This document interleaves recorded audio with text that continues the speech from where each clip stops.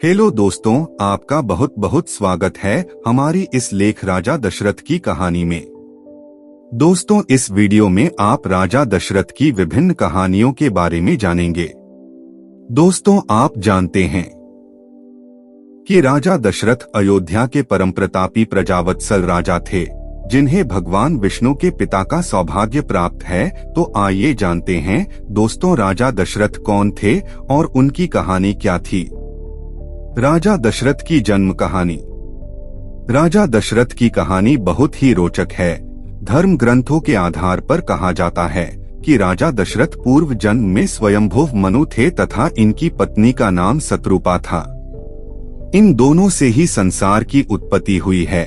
इन्होंने भगवान विष्णु की घोर तपस्या की थी तथा दशरथ कौशल्या के रूप में भगवान विष्णु के माता पिता होने का वरदान प्राप्त किया था। महाराज दशरथ के जन्म की विचित्र कहानी है। बताया जाता है कि ब्रह्मा जी से मरीचि का प्रादुर्भाव हुआ था, जिनके पुत्र कश्यप जी थे।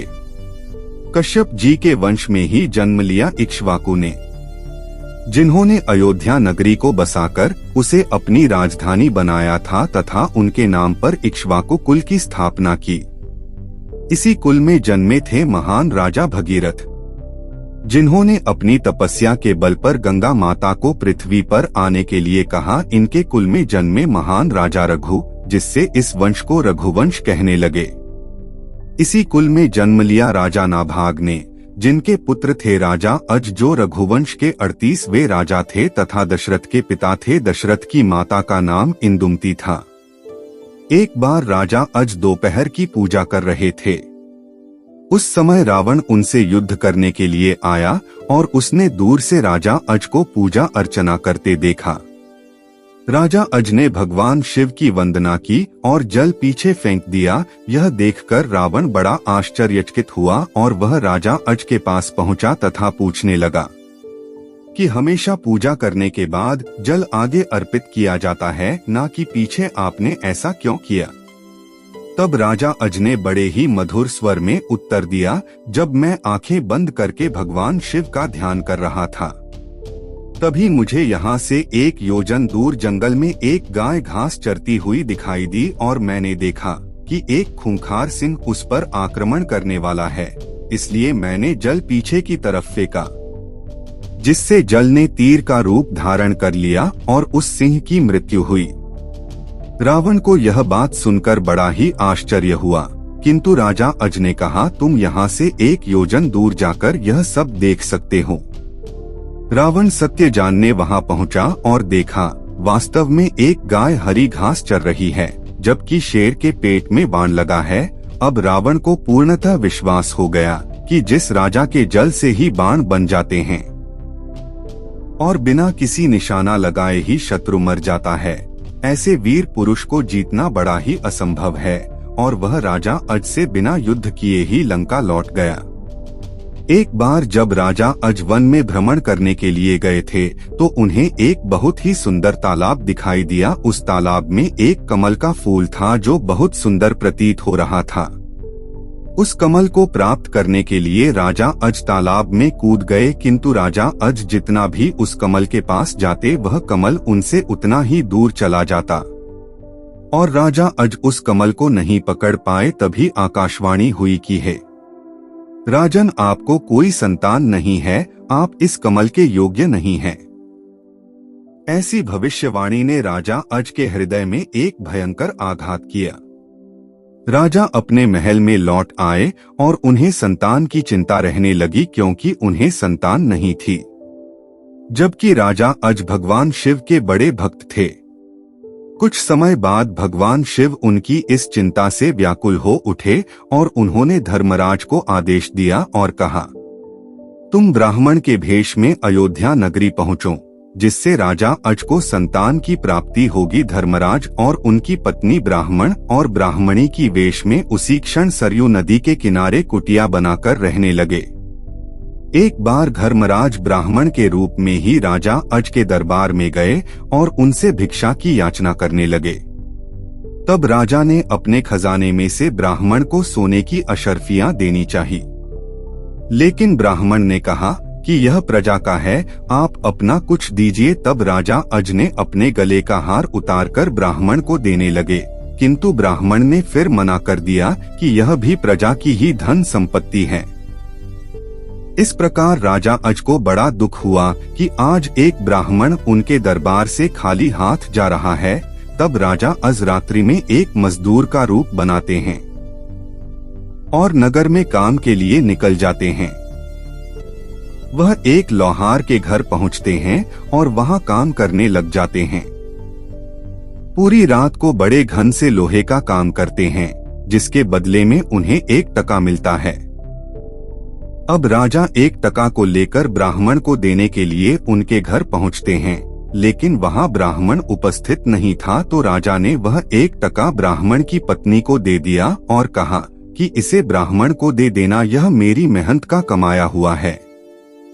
जब वह ब्राह्मण घर आया तो उस ब्राह्मण की पत्नी ने राजा का दिया हुआ टका ब्राह्मण को दिया, परंतु ब्राह्मण के मन में यह देख बहुत क्रोध आया और उसने उस टका को जमीन पर फेंक दिया। तभी अचानक आश्चर्यजनक घटना हुई। उस ब्राह्मण ने जिस स्थान पर टका फेंका था उस स्थान पर गड्ढा हो गया और वह टका उस गड्ढे में समा गया। ब्राह्मण ने उस गड्ढे को खोदा तो उसमें से सोने का एक रथ निकला तथा आसमान की तरफ चला गया। इसके पश्चात ब्राह्मण ने फिर गड्ढा खोदा तो फिर दूसरा सोने का रथ निकला और आसमान में चला गया। इसी प्रकार से एक के बाद एक 9 सोने के रथ निकले और आसमान की तरफ चले गए। अंततः जब 10वां रथ निकला तो उस पर एक बालक था और वह रथ जमीन पर आकर रुक गया। ब्राह्मण ने उस बालक को सीने से लगाया तथा लेकर राजा अज के दरबार में गया और कहा, राजन, इस पुत्र को स्वीकार कीजिए, यह आपका ही पुत्र है जो तुम्हारे 1 टका से पैदा हुआ है। तथा इसके साथ में 9 स्वर्ण रथ निकले जो आसमान में चले गए, जबकि यह बालक 10वें रथ पर निकला, इसलिए यह रथ तथा पुत्र आपका है। इस प्रकार से दशरथ जी का जन्म हुआ। राजा दशरथ के मुकुट की कहानी। एक बार की बात है, जब राजा दशरथ वन में शिकार करने के लिए गए थे तो संयोगवश उनका सामना वानरराज बाली से हो गया और किसी बात पर बाली को इतना क्रोध आया कि अचानक ही दोनों के बीच इतना भयंकर युद्ध छिड़ गया कि दोनों राजा एक दूसरे के खून के ऐसे प्यासे हो गए जैसे वे सदियों से एक दूसरे के शत्रु हों। उस समय वहां पर रानी कैकेयी भी उपस्थित थी। तब वानरराज बाली ने महाराजा दशरथ से यह शर्त रखी कि यदि तुम इस युद्ध में हार जाओगे तो अपना राज मुकुट यहाँ छोड़ जाना, अन्यथा महारानी कैकेयी को, क्योंकि बाली यह जानता था कि राजा दशरथ उनके सामने अधिक देर तक नहीं टिकने वाले, क्योंकि बाली को परमपिता ब्रह्मा से यह वरदान प्राप्त था कि वह किसी भी योद्धा की आधी शक्ति अपने शरीर में खींच सकता था। दोनों योद्धाओं के बीच भयंकर युद्ध हुआ। अंततः महाराज दशरथ युद्ध हार गए और उन्होंने अपना राजमुकुट बाली को दे दिया। इस पर रानी कैकेयी को अपने ऊपर बहुत ही क्रोध आया और उन्हें राजमुकुट वापस लाने की चिंता सताने लगी। कहा जाता है इसी कारण उन्होंने भगवान श्री राम को 14 वर्ष का वनवास दिया और कहा, बाली के पास अयोध्या की शान राजमुकुट है, उसे वापस लेकर जरूर आना। जब भगवान श्री राम ने बाली का वध किया था और बाली से संवाद हुआ था तो श्री राम ने उस राजमुकुट के बारे में पूछा। बाली ने भगवान श्री राम को बताया कि मैंने एक बार राजा रावण को बंदी बनाया था, तभी वह मेरे चुंगल से निकल गया और वह राजमुकुट भी चुरा कर ले गया। आपका राजमुकुट वापस लाने में मेरा पुत्र अंगद आपकी सहायता करेगा। जब अंगद शांतिदूत बनकर अयोध्या पहुंचा तो उसने अपना पैर जमीन इस प्रकार से टिका लिया कि उसे कोई नहीं हटा सकता था। अंगद ने यह विद्या अपने पिता बाली से सीखी थी और इन दोनों के अलावा इस विद्या के बारे में और कोई भी योद्धा नहीं जानता था। जब सभी योद्धाओं ने अंगद का पैर नहीं उठा पाए तो महाराज रावण स्वयं पैर उठाने के लिए आए और पैर उठाने के लिए झुके, तभी उनका मुकुट उनके मस्तक से नीचे गिर गया, जिसे बाली पुत्र अंगद ने उठाकर भगवान श्री राम के चरणों में फेंक दिया। इस प्रकार से महाराज दशरथ तथा अयोध्या का राजमुकुट वापस आया था। राजा दशरथ और श्रवण की कहानी।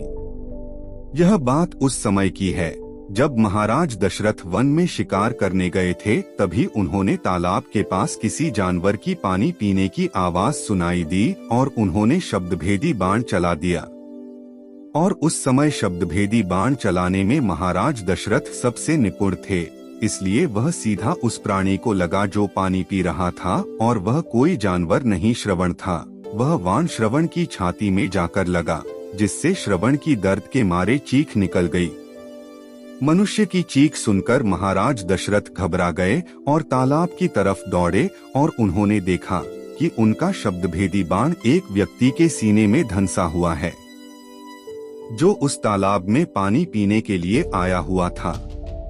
महाराज दशरथ ने उस व्यक्ति श्रवण को अपनी गोदी में ले लिया और अपनी गलती पर पछताने लगे। तब श्रवण ने कहा, यहाँ से थोड़ी दूर मेरे अंधे और बूढ़े माता पिता प्यासे बैठे हुए हैं, कृपया जाकर उन्हें पानी पिला देना। इतना कहते ही श्रवण ने प्राण त्याग दिए।